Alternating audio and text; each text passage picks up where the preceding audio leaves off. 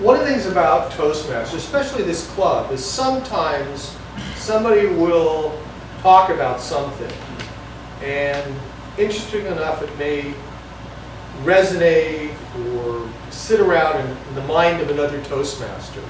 And tonight, we are going to revisit something that actually came up. I actually, about a month ago, when the president had come back from his discussion with Putin in table topics, asked many of our members about what they thought that conversation was that went on in private. Well, here it is a month later, and we still don't know. But that secret meeting has actually been thought about more than the days afterward. And our next speaker has imagined what he thought took place in that meeting. In an 18 to 20-minute speech, this is going to be a manual speech, a speech in level 2 of the Speech Mastery Pathways project. Erik Wiese will come to the lectern and he will tell us what he thought actually took place between President Trump and Mr. Putin at the Reykjavik summit. Please welcome our next speaker, Erik Wiese.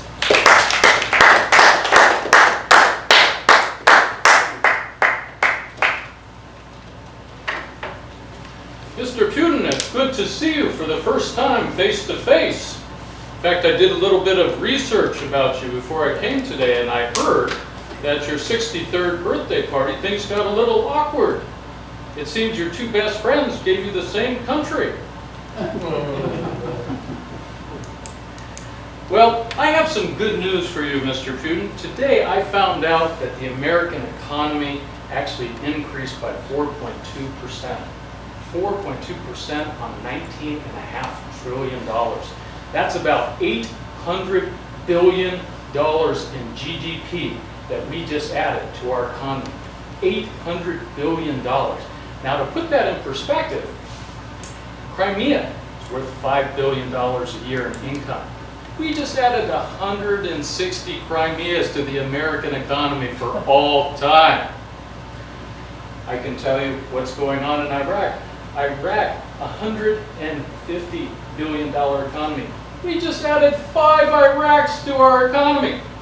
Iran, $460 billion. We almost added 2 Irans to our economy in 1 year. North Korea is only $40 billion. We added $800 billion. We added 20 North Koreas to our economy for this year and every year for the rest of time. We are powerful. We are strong. And it comes from American ingenuity and strong institutions and the rule of law. And we have a constitution, and we follow it, and we have justice. And this is why we are the most powerful nation in the earth. And this is why, I have to tell you, back in 1953, Nikita Khrushchev said to all of the Western diplomats that he was meeting, he looked them in the eye, and he said, Russia was stronger than us, and that they would beat us. And he said verbatim, "We will bury you." Well, Vladimir, how's that working for you?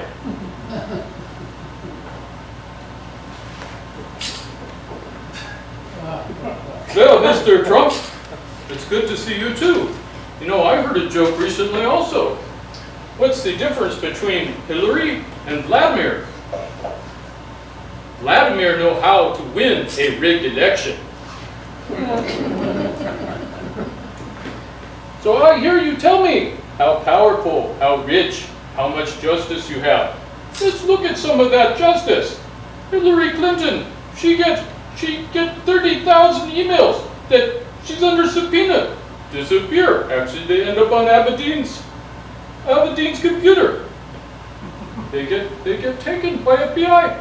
Nobody knows where the computer is anymore. No one can find it. No proof of what's been done. But where's the obstruction of justice?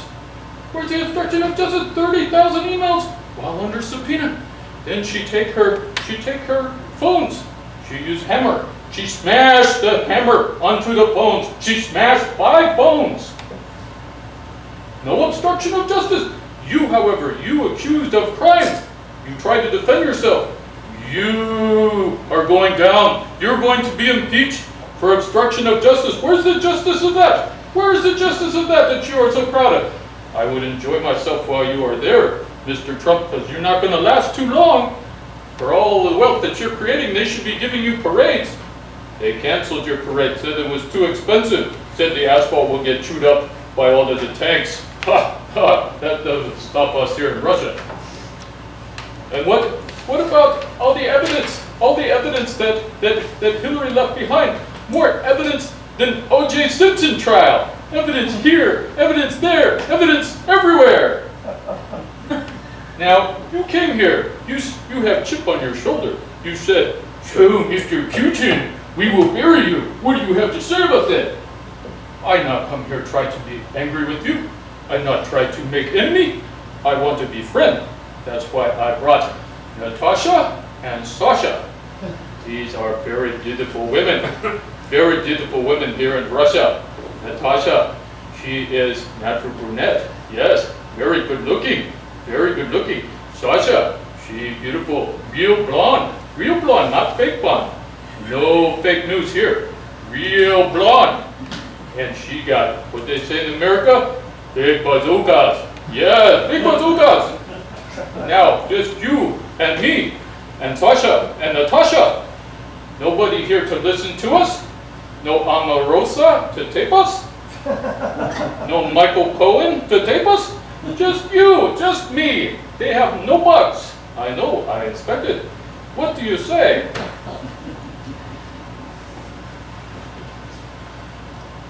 Well, Mr. Putin, I didn't fall for that trick the last time I came to Russia, and I'm not falling for it now. But you know what? I've decided on a nickname for you. You love your nuclear weapons, and you're basically acting like a pimp. I'm gonna call you Dr. Strangelove.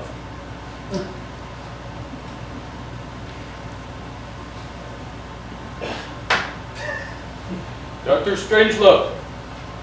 You know funny. You try hard, but you know funny. Not like me. I don't have to try hard. I'm much funnier. You know Ronald Reagan? He's a funny man.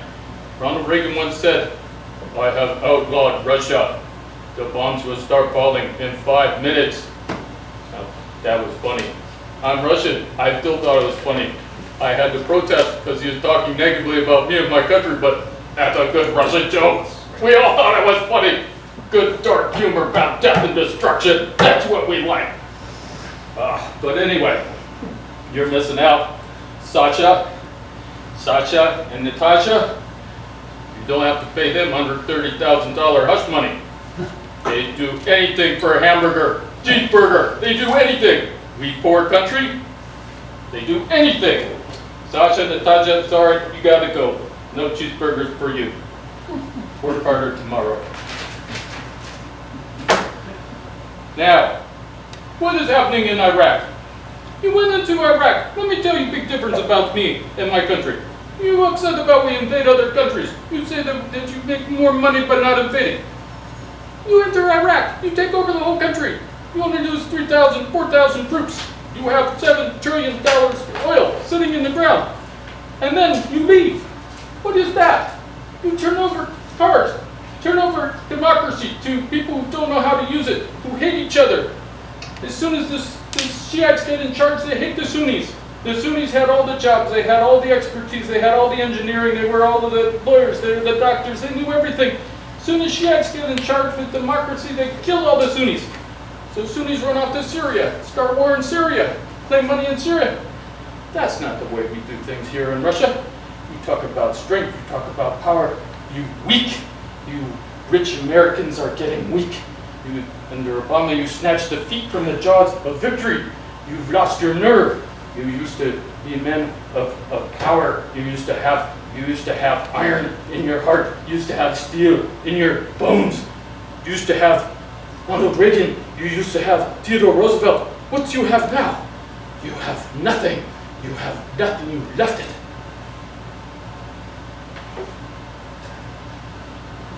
Well, you know, I didn't want to invade Iraq. You know that. But if I did invade Iraq, I said we should have stayed and kept the wealth. In fact, that's how I won power. The person who lost Iraq There's Obama. Obama's the one who snatched defeat from the jaws of victory. He's the one that left. But let me tell you about some places that America has been very successful. Look at what's happening to Iran nowadays. Iran was on its way towards developing a nuclear weapon. Our friends, the Israelis, actually found out lots and lots and lots of material proving they were trying to develop a nuclear weapon. We used that material to undo the Iran appeasement treaty. It's gone. And now they're suffering. The real has fallen 50%. They've lost 50% of the net worth of their country just in the last 4 or 5 months. We're imposing sanctions. They're not going to be able to finance their wars.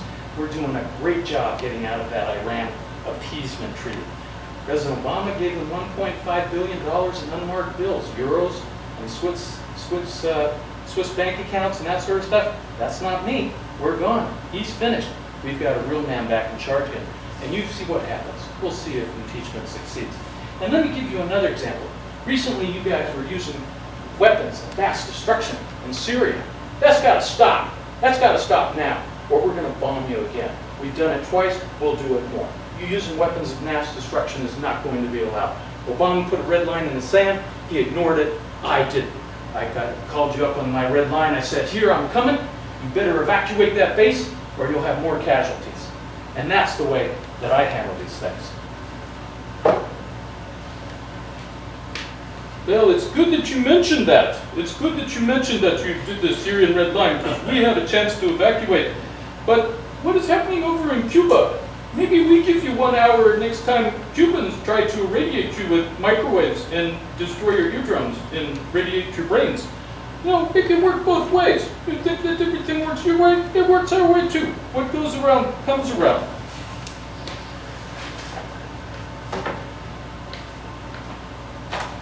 Now I want to get back to something that we've all been very concerned about. That's the 12 Russians that we have indicted for trying to influence the election. What do you have to say for yourself for trying to interfere with our elections?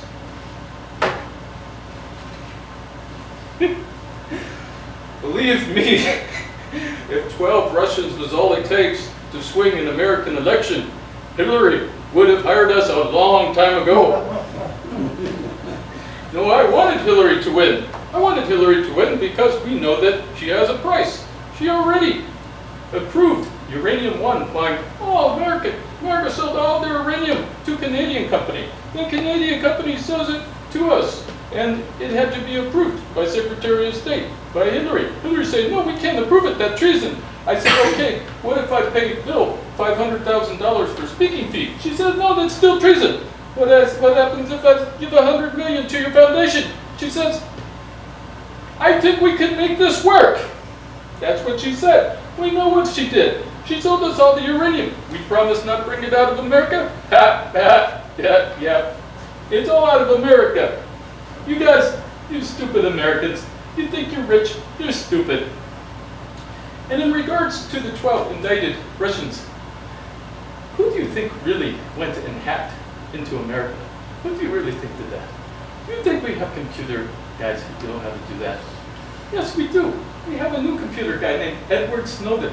Edward Snowden came over and is teaching all of the hacking rules that were taught to him by the CIA. He's really, really good at his job. He come to us, he say, I'm poor, but I know how to break into any computer system.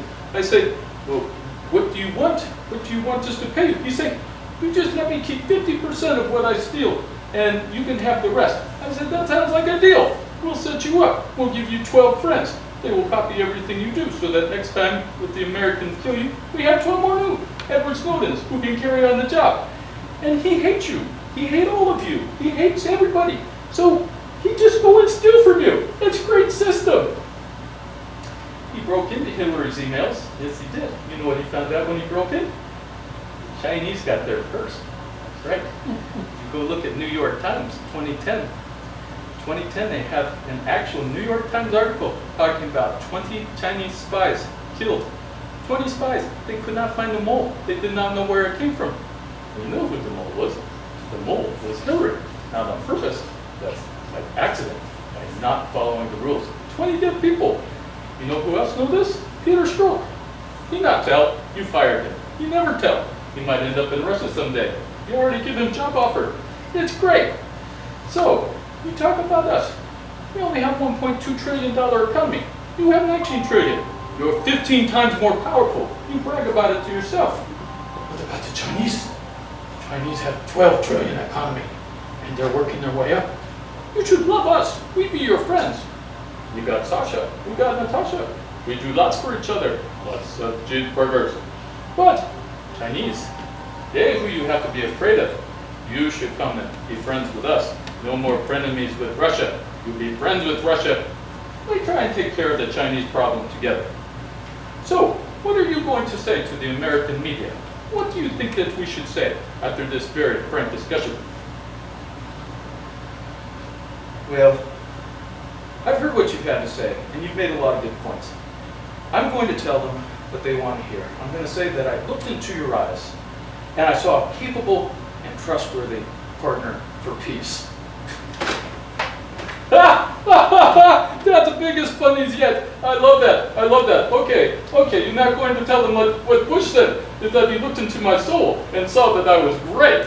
You're not going to say that? Oh well, okay. What I'm going to tell them also is that I looked at you and saw courteous, diplomatic gentlemen who use lots of four-syllable words. What do you say about that? It's a deal. Fellow Toastmasters.